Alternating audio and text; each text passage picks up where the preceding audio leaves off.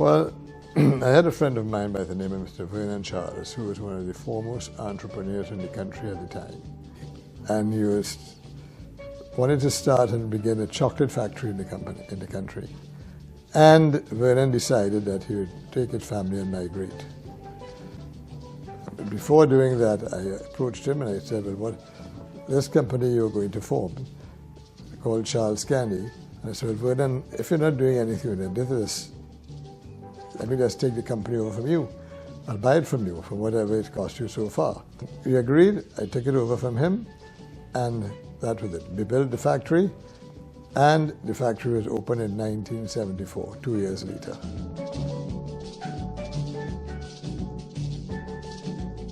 The company did well, Charles Candy did well, and we expanded immediately, and we went into Sunshine Snacks, built Consolidated Biscuit Factory up in Arima, and then we also built Universal Foods, which is the breakfast cereal manufacturer down in Point Lisas.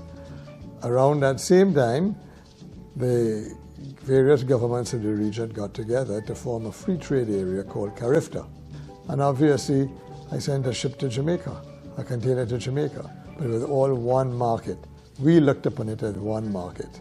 And so therefore, we started exporting to Jamaica, Barbados, and all of these countries in the English-speaking Caribbean. Later on, we decided to get involved in Malaysia, actually in a factory in Malaysia, and also we have factories in the island of Malta in the Mediterranean.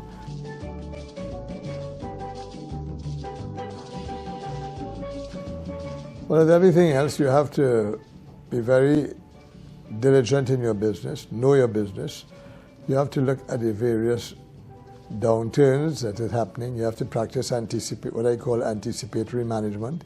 You have to understand what the future is coming at or what your competition is coming at. And you got to be able to be more ahead of the curve with all of that. You have to have good products, good quality, price it right, and you have to have extremely good plant and equipment. And to be able to have your marketing correct, and your pricing, your packaging, your product, your consumer offer has got to be A1. In my view, we have to continue to be competitive in exports, because with the Trinidad recessionary period, demand is going to be very slack, and manufacturers have to find markets for their extra capacity. And the only way to be able to do that is to export their products. So basically, the private sector is the one that have to go out and earn the foreign exchange. And the only one who can do that are the manufacturing community.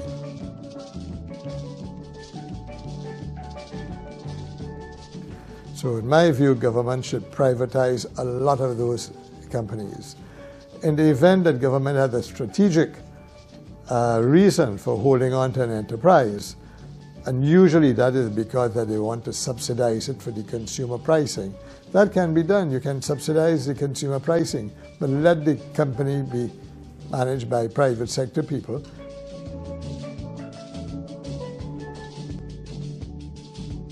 Well, I've been through many of these cycles before, quite a number of cycles, and it's the same thing is happening.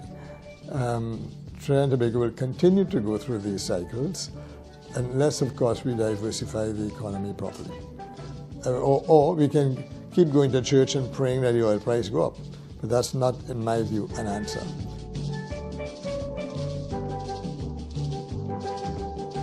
We need, therefore, to have a competitive exchange rate. The exchange rate has got to be competitive in that regard, so it makes the imported products coming into Trinidad more expensive, and therefore local manufacturers can do better and get better market shares in Trinidad.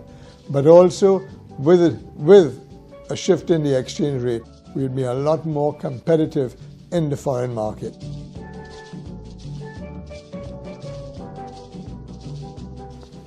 Well, we've done a number of things, but the one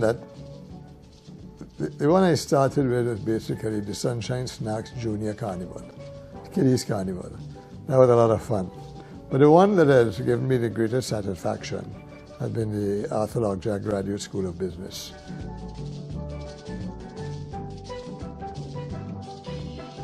But generally speaking, it gives me a sense of satisfaction to know that the work I've done has been recognized by other people, and I feel very satisfied about that.